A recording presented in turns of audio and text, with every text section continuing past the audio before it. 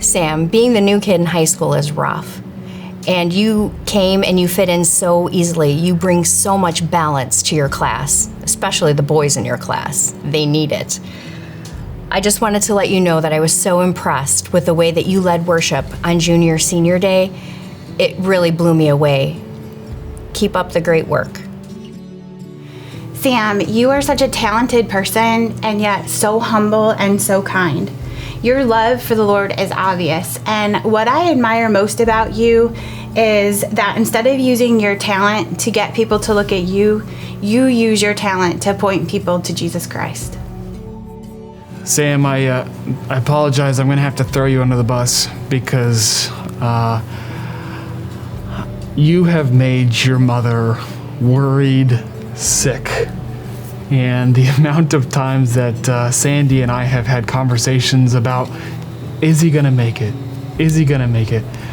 And in talking, I always kind of looked and said, Sam's going to make it. He's going to be just fine.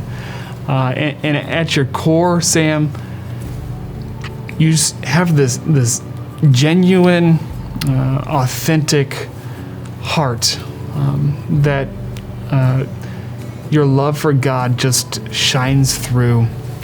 And so in light of that, I just want to encourage you and slightly challenge you with what Paul challenges Timothy with.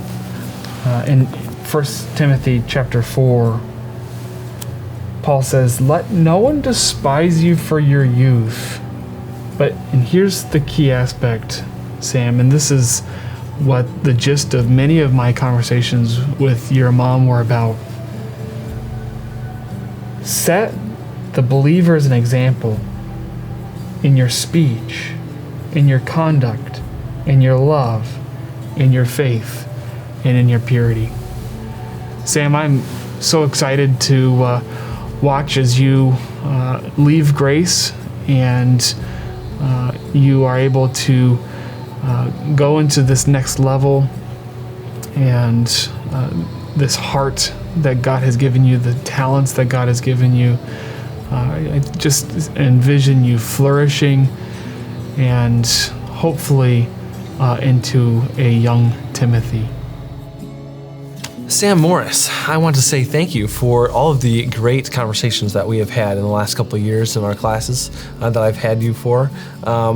I thoroughly enjoyed the fact that I got to see you last year and this year. Just do your thing. I would say stay the course from this point forward. Grow in your relationship with God. Continue to do the things that you do best. And honestly, that when it comes to God, I would remember that your success comes from God. That was probably the most important thing that advice that I could give to you.